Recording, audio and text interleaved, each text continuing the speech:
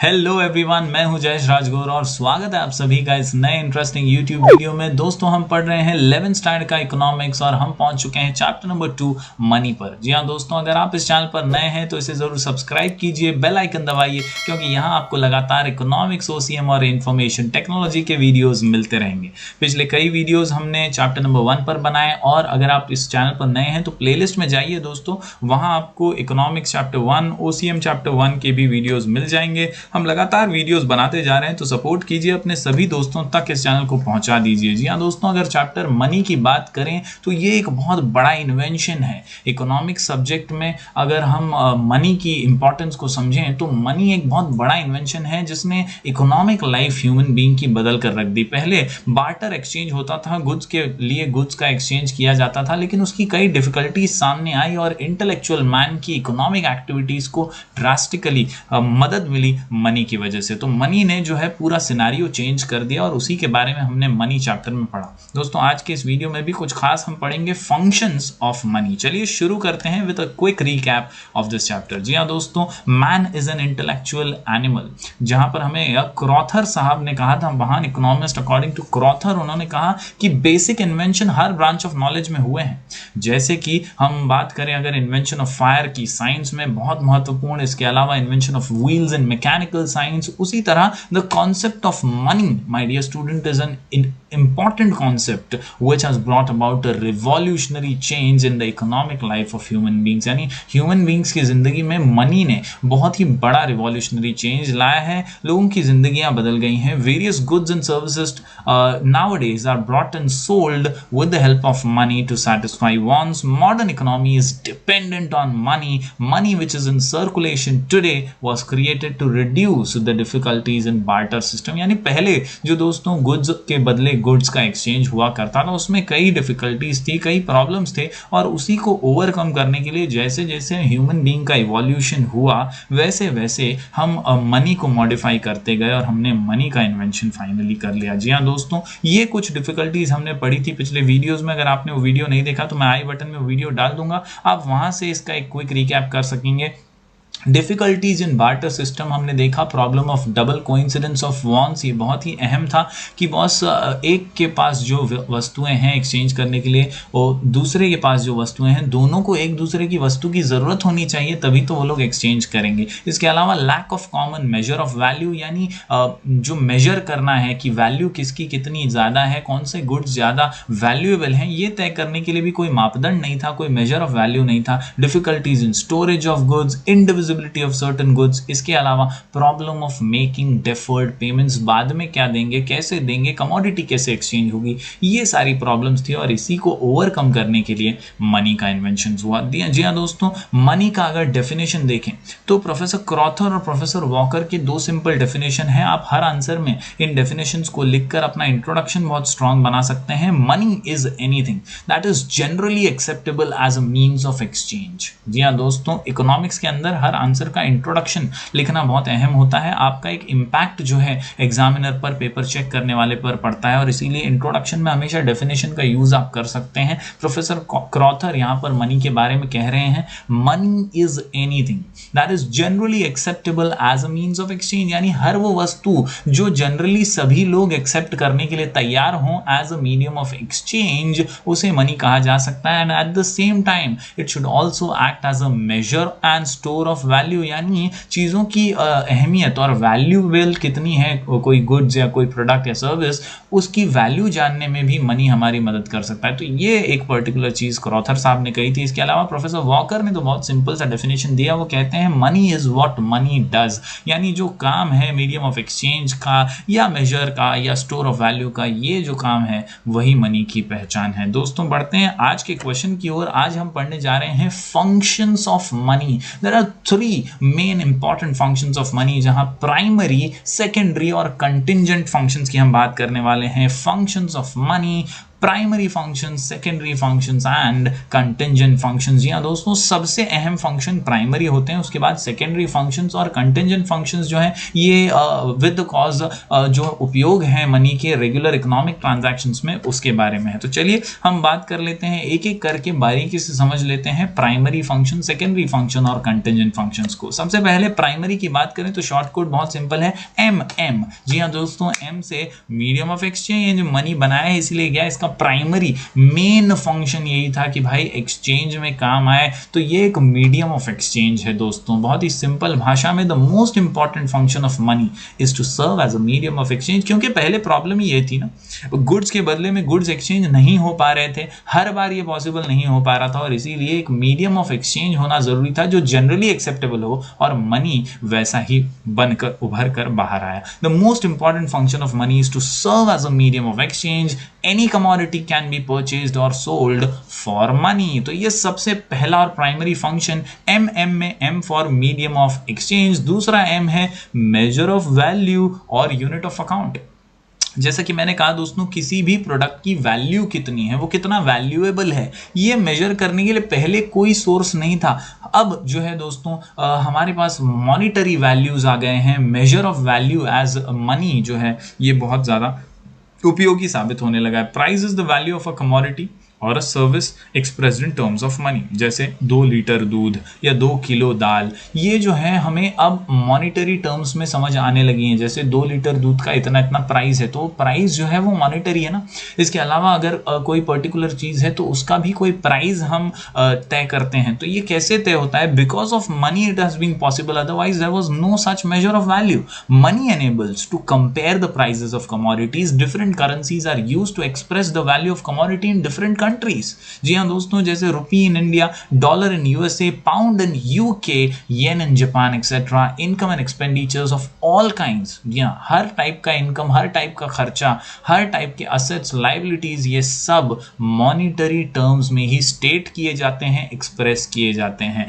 पहले ये पॉसिबल नहीं था, और इसीलिए मनी का primary function measure of value, unit of account बन चुका है money. Yes, in terms of money as a unit of account. तो ये है प्राइमरी फंक्शन दोस्तों, M, medium of exchange, measure of value, medium of exchange, measure of value, medium of exchange, measure of value. बढ़ते हैं दोस्तों आगे, secondary functions देख लेते हैं। सेकेंडरी फंक्शंस की अगर मैं बात करूं तो SST याद रखिए दोस्तों। सबसे पहला है S, standard of deferred payments. हमने देखा था प्रॉब्लम्स के अंदर डिफिकल्टीज जो आ रही थी बार्टर सिस्टम में, उसमें एक डिफिकल्टी ये भी थी कि डेफर्ड पेमेंट्स जो बाद में दूंगा, कब दूंगा, थोड़ा थोड़ा करके दूंगा, तो वो कैसे देगा भाई? मनी नाम की चीज तब थी ही नहीं, तो आप कमोडिटीज को कैसे थोड़ा थोड़ा करके देंगे? ये तकलीफ थी। तो इस तकलीफ को दूर कर दिया मनी ने, और मनी बन गया है स्टैंडर्ड ऑफ डेफर्ड पेमेंट्स। आप पैसा जो है वो थोड़ा थोड़ा करके EMI वगैरह में चुका सकते हैं, और इसीलिए मनी का सेकेंडरी फंक्शन है, it has become the standard of deferred payments. Under barter system taking loans was easy, but its repayment was difficult because loan was in the form of grains, cattle etcetera. Money has overcome this difficulty. Problem money ने solve कर दिया है। Payments to be made at future date is called deferred payments by serving as a standard measure of payment over time. Money makes borrowing and lending very easy, यानी money ने बोरो करना और land करना काफी आसान कर दिया है, क्योंकि थोड़े थोड़े करके पैसे चुकाए जा सकते हैं, EMI में चुकाए जा सकते हैं। तो डेफर्ड पेमेंट का प्रॉब्लम जो है वो मनी ने सॉल्व कर दिया। बढ़ते हैं आगे दोस्तों, अगला पॉइंट है store of value.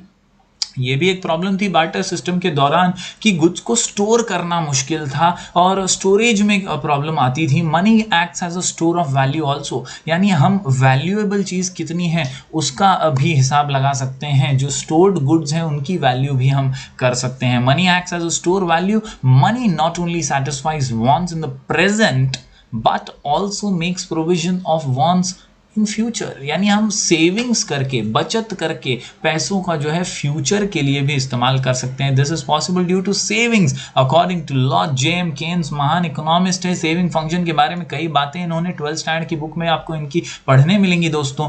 Money is a link between the present and future. जी हाँ, जेम केन्स कहते हैं पैसा है तभी तो आप सेविंग्स के कॉन्सेप्ट को समझ पा रहे हैं, आप पैसे को ही बचा पा रहे हैं। आप पहले प्रोडक्ट्स को सेव नहीं कर सकते थे, कमोडिटीज जब एक्सचेंज होती थी तो उसे आप संभाल के कितना रखोगे, स्टोर कैसे करोगे, लेकिन मनी एक ऐसी चीज है जिसे आप स्टोर कर सकते हो, इसकी वैल्यू है, ये फ्यूचर में भी काम आती है और इसीलिए सबसे important secondary function of money है स्टोर ऑफ वैल्यू। बढ़ते हैं आगे दोस्तों, जैसा कि मैंने कहा secondary functions of money SST, T से दोस्तों transfer of value.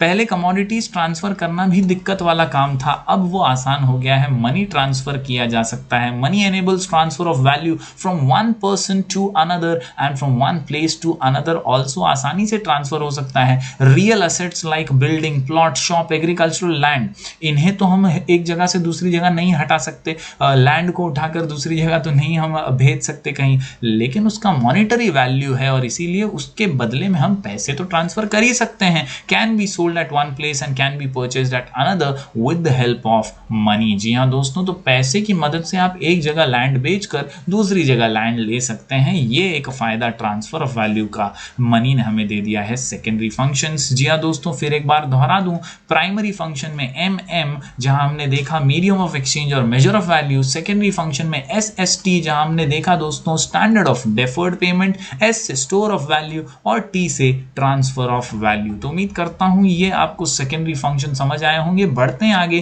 Contingent functions की। याद रखिए दोस्तों, जो फर्स्ट और सेकेंड फंक्शन थे प्राइमरी और सेकेंडरी, उसके अलावा ये फंक्शंस हैं, यानी कंटिंजेंट फंक्शंस में मनी के अदर फंक्शंस हैं जो और दूसरी इकोनॉमिक एक्टिविटीज में मनी यूज होता है, जो मनी का उपयोग है वो हमें समझाते हैं। जी हाँ दोस्तों, according to professor Kinley, in the modern time money plays an important role almost in all economic transactions, यानी हर इकोनॉमिक गतिविधि में मनी का इंपॉर्टेंट रोल है, जैसे मेजरमेंट ऑफ नेशनल इनकम। जी हाँ दोस्तों, देश की आमदनी जानना है तो भी मॉनिटरी वैल्यू में आप ये तो नहीं कहेंगे कि मेरे देश की आमदनी 20 लीटर है, 100 लीटर है, आपको उसे मॉनिटरी टर्म्स में ही एक्सप्रेस करना पड़ेगा और इसीलिए मेजरमेंट ऑफ नेशनल इनकम जो है वो भी मनी में होता है। जी हाँ, national income is expressed in money terms।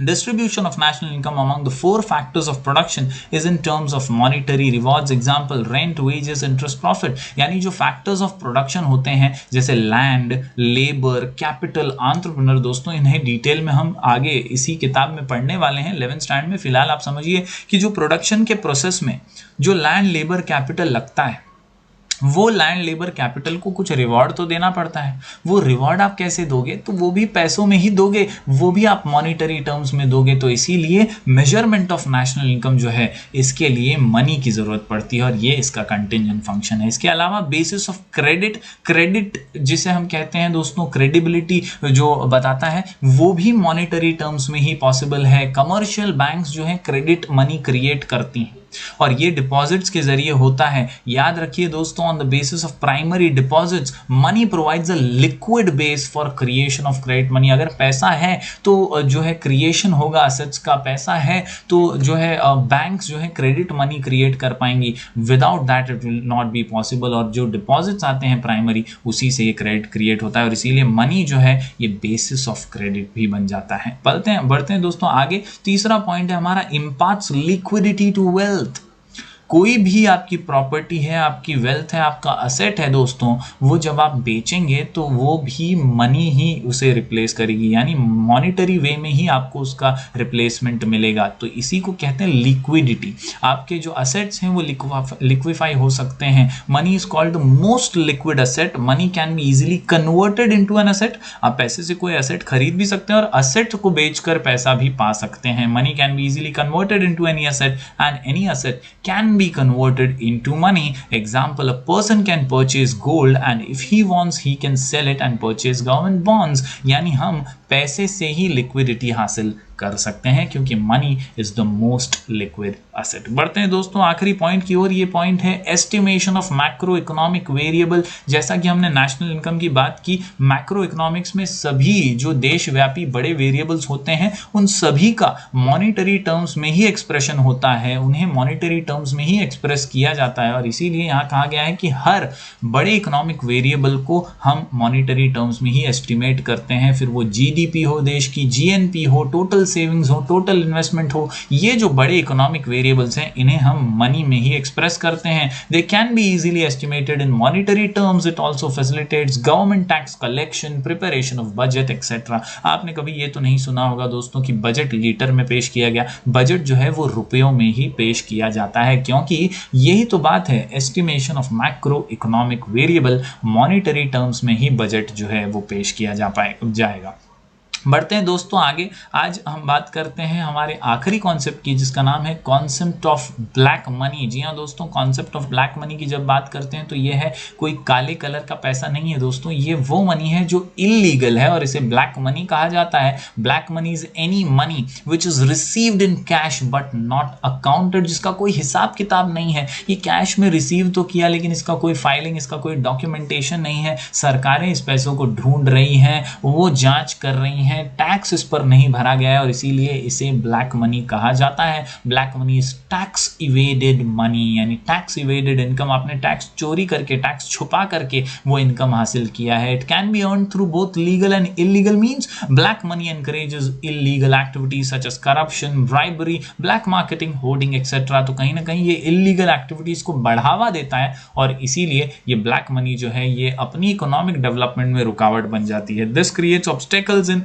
economic development, economic, political and social instability are created in the economy due to black money। यानी ये ब्लैक मनी की वजह से ही बहुत ज़्यादा अस्थिरता और डेवलपमेंट में प्रॉब्लम सामने आते हैं। To control black money, demonetization is one of the tools which many countries have adopted. तो उम्मीद करता हूं दोस्तों आज के कॉन्सेप्ट्स आपको समझ आए होंगे। आज हमने पढ़े फंक्शंस ऑफ मनी, जिसमें प्राइमरी, सेकेंडरी और कंटिंजेंट फंक्शंस, और आखिर में हमने देखा है कॉन्सेप्ट ऑफ ब्लैक मनी। हम मिलेंगे फिर एक बार कुछ और नए वीडियोस के साथ। दोस्तों शेयर कीजिए, लाइक कीजिए और सब्सक्राइब कीजिए हमारे चैनल को। बने रहिए हमारे साथ। Do like, share and subscribe.